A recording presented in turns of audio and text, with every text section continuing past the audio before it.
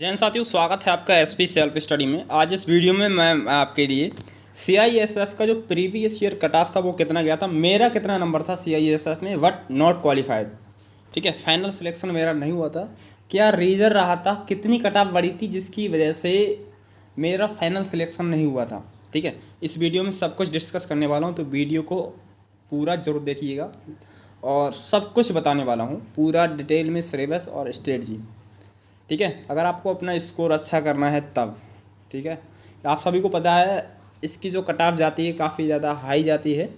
ठीक है, तो चलिए स्टार्ट करते हैं। सबसे पहले अगर मैं आपके लिए थोड़ा सिलेबस बता दूँ, अगर मैं देखिए इसमें जो सिलेबस है इसका 100 क्वेश्चन करने के लिए आपके लिए 120 मिनट का समय दिया जाता है। 100 क्वेश्चन करने के लिए कितना 120 मिनट का समय दिया जाता है, मतलब कि 2 घंटे का समय दिया जाता है 100 क्वेश्चन करने के लिए। जिसमें आपके अगर मैं बात करूं 25 क्वेश्चन, 25 प्रश्न जो होते हैं और 25 अंक के होते हैं, भाग ए से पूछे जाते हैं। भाग ए में आता है क्या चीज़, सामान्य बुद्धिमत्ता और तर्क शक्ति, ये आता है। और भाग बी जिसे बोलते हैं हम सामान्य ज्ञान और जागरूकता, मतलब कि जीके जीएस और करंट अफेयर्स का पार्ट जिसे बोलते हैं हम, उससे आपके 25 क्वेश्चन आते हैं और इन 25 क्वेश्चंस के लिए आपके लिए 25 अंक दिए जाते हैं। और भाग सी जिसे बोलते हैं, जिसे हम बोलते हैं प्रारंभिक गणित, अर्थमेटिक, इससे आपके नंबर ऑफ जो क्वेश्चन होते हैं 25 होते हैं और आपके लिए जो नंबर दिए जाते हैं 25 क्वेश्चन के लिए आपके 25, मतलब कि कह सकते हैं एक क्वेश्चन 1 नंबर का होता है आपके लिए। और भाग डी जिसे आप हिंदी या इंग्लिश, अगर आपको इंग्लिश में करना है तो आप इंग्लिश में कर सकते हैं। ठीक है, अगर आपको हिंदी आती है तो आप हिंदी का पेपर दे सकते हैं। ठीक है, भाग डी में यहाँ से क्वेश्चन पूछे जाते हैं और इसमें भी प्रश्नों की संख्या 25 होती है। 25 क्वेश्चन होते हैं अंग्रेजी के और 25 क्वेश्चन होते हैं आपके हिंदी के। अगर आपको इंग्लिश आती है तो आप इंग्लिश कर सकते हैं, अगर आपको हिंदी आती है तो आप हिंदी कर सकते हैं, जिसके लिए आपके लिए अधिकतम जो अंक दिए जाते हैं आपके लिए 25 अंक ही दिए जाते हैं। तो टोटल जो क्वेश्चन की संख्या होती है 100 क्वेश्चन होते हैं इसमें और इन 100 क्वेश्चन के लिए 100 अंक दिए जाते हैं। अब काफ़ी लोगों के मन में डाउट आ रहा होगा कि इसमें क्या नॉर्मलाइजेशन होता है, क्या इसमें नॉर्मलाइजेशन होता है। हाँ, नॉर्मलाइजेशन देखिए उसमें नोटिफिकेशन में उन्होंने साफ साफ कह रखा है कि अगर यह जो एग्ज़ाम है आपका सीआईएसएफ का होने वाला है अगले 1 महीने में, ठीक है, अगले 1 महीने में, ठीक है, जून के पहले सप्ताह में हो सकता है, होने वाला है, उसमें अगर आपका एग्ज़ाम मल्टीपल शिफ्ट में होता है, मतलब कि 2 या 2 से अधिक शिफ्टों में होता है, जैसे कि किसी का मॉर्निंग की शिफ्ट में, किसी का इवनिंग की शिफ्ट में, किसी का नून में, मतलब कि दोपहर में होता है, तो आपके ही क्या है इसमें नॉर्मलाइजेशन की प्रक्रिया अपनाई जाएगी। मतलब कि नॉर्मलाइजेशन में नंबर क्या होता है, सभी के अंकों को बराबर किया जाता है। सभी के अंकों को क्या किया जाता है, बराबर किया जाता है। जैसे कि मान लेते हैं, एक चीज़ समझते हैं, देखिए मान लीजिए कोई कैंडिडेट है शिफ्ट 1, शिफ्ट 2 और शिफ्ट 3। शिफ्ट 3 एक व्यक्ति ने प्राप्त किए। मान लीजिए ये जो शिफ्ट है ना, फर्स्ट शिफ्ट, ये शिफ्ट रही आपकी हार्ड शिफ्ट रही, ठीक है, और ये रही आपकी इजी टू मॉडरेट, और ये रही है टोटल इजी रही है। ठीक है, जिसका इजी प्रश्न थे भाई, उसने मान लेता हूँ मैं, उसने 100 क्वेश्चन थे, बिल्कुल बिल्कुल नॉर्मल पेपर आता है कि आप आसानी से कर जाएंगे। मैं तो कहूँगा देखो हिंदी में आप, हिंदी में, रीजनिंग में, मैथ में पूरा कर सकते हैं, पूरे की पूरे कर सकते हैं। जैसे कि इजी में मतलब कि कह सकते हैं किसी ने 100 क्वेश्चन में थे 90 क्वेश्चन किए, ठीक है, और इजी टू मॉडरेट में किसी व्यक्ति ने 70 से 80 क्वेश्चन किए,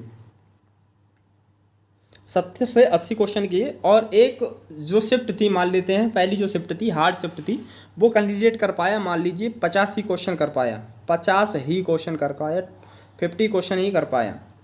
अब क्या किया जाएगा, इन सभी शिफ्टों के जो एवरेज स्कोर होगा, ठीक है, एवरेज उसको लिया जाएगा। ठीक है, जितना भी एवरेज स्कोर होगा, जितना भी एवरेज स्कोर होगा, मैं मानता हूँ 70 या 80 का एवरेज स्कोर रहता है, ठीक है, मैं ऐसा मान लेता हूँ, ठीक है। मान लेते हैं हम कि इन सभी शिफ्टों का जो एवरेज स्कोर बैठ रहा है कि 70 बैठ रहा है, ठीक है।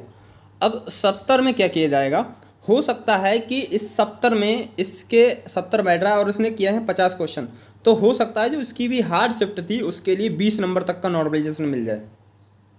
हो सकता है कि जो हार्ड शिफ्ट है उसके लिए 20 नंबर तक का नॉर्मलाइजेशन मिल जाए, और जो ईजी शिफ्ट है उसके लिए सिर्फ पॉइंटों का नॉर्मलाइजेशन मिले। और हो सकता है मतलब कि ईजी टू मॉडरेट जो शिफ्ट है ना, ये वाली ईजी टू मॉडरेट जो शिफ्ट है ना, ईजी टू मॉडरेट जो शिफ्ट है, इसके सिर्फ पॉइंटों में ही नॉर्मलाइजेशन मिले, सिर्फ पॉइंटों में। और हो सकता है जिसकी हार्ड शिफ्ट है उसके लिए 20 नंबर तक का नॉर्मलाइजेशन मिले।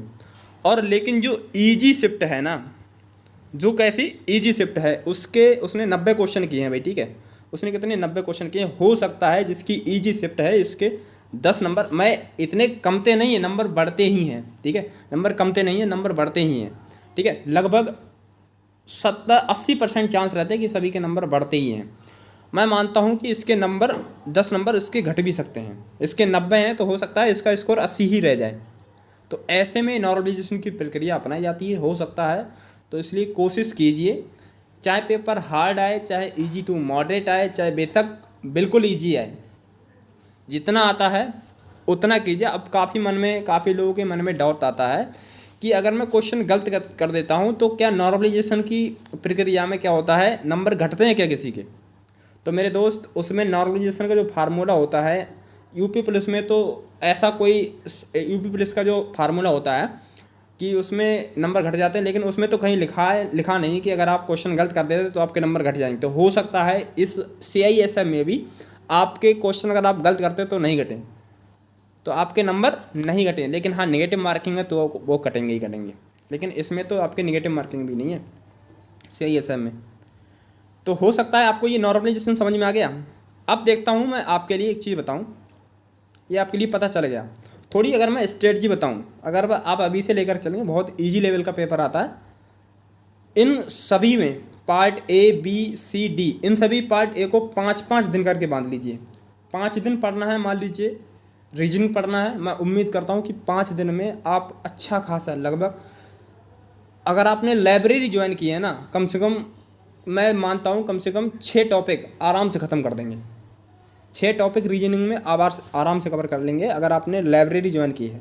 अगर आपने घर पे हैं तो लगभग दो टॉपिक तो ख़त्म कर ही देंगे 5 दिन में, क्योंकि घर पर थोड़ा बहुत उधर उधर का भी काम देखना पड़ता है, ठीक है। अगर आप रूम लेके करते हैं तो लगभग 4 से 5, 4 आराम से ख़त्म कर देंगे टॉपिक 5 दिन में। 5 दिन में पार्ट A, ठीक है। अब ऐसे ही पार्ट B, पार्ट जो B है इसके लिए भी 5 दिन देना है। 5 दिन मतलब कि आपके लिए सिर्फ क्या करना है, इसका देखिए, पार्ट A का लगाना है प्रैक्टिस सेट और पार्ट B के लिए लगातार पढ़ना है, ठीक है। इससे क्या होगा, इसका भी रिवीजन होता रहेगा प्रैक्टिस सेट के साथ साथ, और ये भी आगे चलता रहेगा।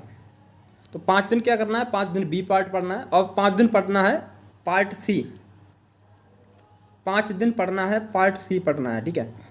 इसमें क्या है, आपके लिए प्रारंभिक गणित ही पढ़नी है 5 दिन। आप डेट लिख लीजिए कि इस दिन मेरे लिए इतने से इतने दिन तक ये पढ़ना है, इस दिन से ये पढ़ना है, ये मॉक टेस्ट लगाना है इस दिन, ठीक है, ऐसे करके। तो मैं उम्मीद करता हूँ आप अच्छा स्कोर कर जाएंगे, आप अच्छा स्कोर कर जाएंगे। बाकी आपकी कैपेसिटी कैसी है याद करने की, समझने की, ठीक है, आप किस टीचर से पढ़ रहे हैं तो आपके ऊपर डिपेंड करता है ये, ठीक है, आपके ऊपर डिपेंड करता है। और 5 दिन ही देना है, 5 दिन देना है पार्ट जो D है ना, पार्ट D जिसे हम हिंदी बोलते हैं, इसके लिए भी 5 दिन देना है। देखिए आप 5 चौक 20 दिन ये बच गए। अब 20 दिन हो गए महीने में, अब जो महीने के जो 10 दिन बचे ना, अब इन सभी का लगाना है प्रैक्टिस सेट। इन सभी का जो लगाना है, अगर आप नहीं लगाना चाहते हैं तो मत लगाइए इनके साथ में। मैंने बताया था ना, अगर आप ये लगा रहे हैं तो इसका प्रैक्टिस सेट, ये लगा रहे हैं तो इसका प्रैक्टिस सेट, नहीं लगाना है मत लगाइए प्रैक्टिस सेट उस दिन। महीने का बता रहा हूँ मैं शेड्यूल, कि जो 10 दिन बचे ना महीने के, 10 दिन इसमें लगाइए लगातार प्रैक्टिस सेट। फिर उनको लिखते जाइए कि मेरा ये वीक रह गया, इसमें ये वीक रह गया, फिर अगले महीने ये भी वीक रहिए। लेकिन आपको समय आपको कम मिलेगा, इसलिए आपको थोड़ा और अच्छे से पढ़ना पड़ेगा। देखिए ये आपको रहा थोड़ा स्ट्रेटजी के बारे में। अब देखते हैं थोड़ा, ये जब हुआ था आपका क्या चीज़, जब आपका डीबी हुआ था तो उसके लिए था ये, उन्होंने कुछ इंस्ट्रक्शन दिए थे जब डीबी हुआ था। ठीक है, जब डीबी हुआ था पेपर वेपर, तब उन्होंने कुछ इंस्ट्रक्शन दिए थे इसको लेकर के।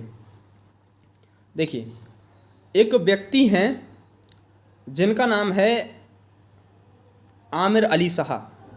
आमिर अली शाह, माफ़ी चाहूँगा मैं थोड़ा कलम कम कर लेता हूँ। ये आमिर अली शाह, इनका स्कोर जो है ना, जो 2021-22 में इनका स्कोर था, ये नॉर्मलाइज स्कोर है 36.770, 36.770। लेकिन ये क्या है, क्वालिफाइड फॉर डॉक्यूमेंटेशन, मतलब कि ये डॉक्यूमेंट वेरिफिकेशन के लिए ये क्वालिफाइड है। और फिर इन्होंने लिखा कि जिस भी कैंडिडेट ने अनरिजर्व कैटेगरी से, ईडब्ल्यूएस से और एक्स सर्विसमैन से जिस भी कैंडिडेट ने 35% अंक प्राप्त किए हैं, 100 में अगर जिसने भी 35 अंक प्राप्त किए हैं, उसके लिए हमने डॉक्यूमेंट वेरिफिकेशन के लिए क्वालिफाई कर दिया है। इन्होंने डॉक्यूमेंट वेरिफिकेशन के लिए क्वालिफाई कर दिया। और ओबीसी, एससी, एसटी इनके लिए क्या चीज़ 33%, और ये लोग देने भी गए थे। ये लोग ये डॉक्यूमेंट वेरिफिकेशन ये इन्होंने दिया भी था।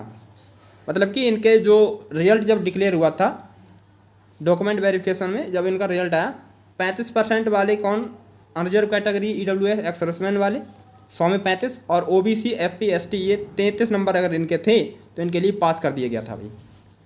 फिर रिजल्ट अपडेट हुआ भाई। ठीक है, फिर रिजल्ट अपडेट हुआ और देखते हैं ऐसे ही इनका, ये रहा मेरा रिजल्ट। ठीक है, ये मेरा रिजल्ट है। मेरा स्कोर था देखिए 77 था, 77 था। लेकिन जो कट ऑफ गई थी ना भाई, अभी बताऊंगा कि कितनी कट ऑफ गई थी ओबीसी वालों की, उत्तर प्रदेश की कट ऑफ कितनी गई थी। मैं भी यहाँ पे qualified for document verification, documentation के लिए मैं क्वालिफाई था। ठीक है, ये CISF का है, देख लीजिए आप। ये 77 मार्क्स था लेकिन नहीं हुआ था। ये मेरे नंबर ये बड़े हुए मार्क्स हैं। ठीक है, इसमें नंबर बड़े हैं। और आगे देखते हैं, ऐसे ही एक व्यक्ति हैं, ये अमित, इनका नाम अमित है और इनके पिता का नाम है सत्यवीर। इनके जो नंबर थे 27.187, 27.187। ये नोट क्वालिफाइड फॉर डॉक्यूमेंटेशन, मतलब कि जो क्राइटेरिया था ओबीसी, एससी, एसटी वालों के लिए 33%, अनरिजर्व कैटेगरी, ईडब्ल्यूएस और जो एक्स सर्विसमैन है इनके लिए 35% था। इसने क्लियर नहीं किया तो इसके लिए बिल्कुल फेल कर दिया। ठीक है, अब हो सकता है इस बार देखेंगे कि इस बार भी ऐसा कर सकते हैं ये लोग। ठीक है, और ऐसे ही देखिए एक व्यक्ति हैं, इनका नाम है सुनील कुमार, सुनील कुमार रामचंद्र। इनके नंबर थे 36.231, क्वालिफाइड फॉर डॉक्यूमेंटेशन, मतलब कि ये डॉक्यूमेंट वेरिफिकेशन के लिए ये भी क्वालिफाइड थे। इनके नंबर थे, देख लीजिए, ये ओबीसी कैंडिडेट हैं ये। ऐसे ही एक व्यक्ति हैं धर्मेंद्र यादव, धर्मेंद्र यादव, इनके 43 मार्क्स थे, ये भी क्वालिफाइड थे भाई। और ये मतलब कि ये फॉरगेट पासवर्ड किया था, ये इसका था। ठीक है, फॉरगेट पासवर्ड, माफ़ी चाहूँगा। अब देखिए, तो जो इसकी जो कट ऑफ गई थी ना भाई ओबीसी वालों की, ओबीसी जो फाइनल कट ऑफ गई थी, ठीक है, ओबीसी वालों की, उत्तर प्रदेश वालों की, क्योंकि हालांकि वैकेंसी उत्तर प्रदेश में सिर्फ कम थी, 80 वैकेंसी थी सिर्फ ओबीसी वालों की। कितनी? 80 वैकेंसी थी भाई उत्तर प्रदेश में ओबीसी वालों की। और टोटल मेरे ख्याल से ओवरऑल जो वैकेंसी थी उत्तर प्रदेश में, मेरे ख्याल से 256 वैकेंसी थी शायद, 256 सभी कैटेगरी की। ये मेरे लिए पूरा कंफर्म नहीं है, शायद 256 वैकेंसी थी ओवरऑल। ठीक है, और इसको देखते हुए जो कट ऑफ गई थी ना भाई, आप कहेंगे कि कहाँ से बोल रहे हो, जो कट ऑफ गई थी ना भाई, देखो अभी बता रहा हूँ आपको। प्रूफ चाहिए, मैं प्रूफ भी दे दूँगा। 96 कट ऑफ गई थी भाई, आउट ऑफ 100, आउट ऑफ 100। तो सोच सकते हैं भाई CISF में कितना कंपटीशन है, कितना। मैं तो यही कहूँगा, देखो सभी लोग देखिए मैथ भी कर लेते हैं, रीजनिंग भी कर लेते हैं और हिंदी भी कर लेते हैं, लेकिन भाई जीके जीएस में मात खा जाते हैं। जीके जीएस में लोग क्या करते हैं, मात खा जाते हैं। तो कोशिश करिए जीके जीएस को अच्छे से कवर कीजिए भाई। जीके जीएस में करंट अफेयर्स, नियुक्तियाँ, ये सभी पढ़ते रहिए, ठीक है। और जैसे अनुसंधान है कोई, ठीक है, संस्थान है कोई, किसी की नियुक्ति हुई है, ठीक है, किसी का मुख्यालय, ये सभी पढ़ते रहिए।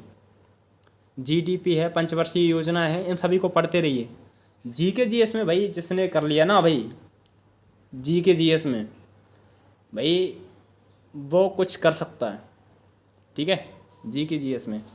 अब देखिए पूरा अभी पता चल जाएगा। मैं आपके लिए कट ऑफ लेकर के आऊँगा एक डिटेल एनालाइज कि इस बार कट ऑफ कितनी जा सकती है फाइनल, इस बार कट ऑफ फाइनल कितनी जा सकती है, ठीक है। अगर आपको ये वीडियो थोड़ी पसंद आई हो, अगर आपको थोड़ी भी और इन्फॉर्मेशन चाहिए CISF के बारे में, ठीक है, CISF के बारे में थोड़ी और इन्फॉर्मेशन चाहिए, तो प्लीज़ चैनल को आप सब्सक्राइब करके रखिएगा, ठीक है।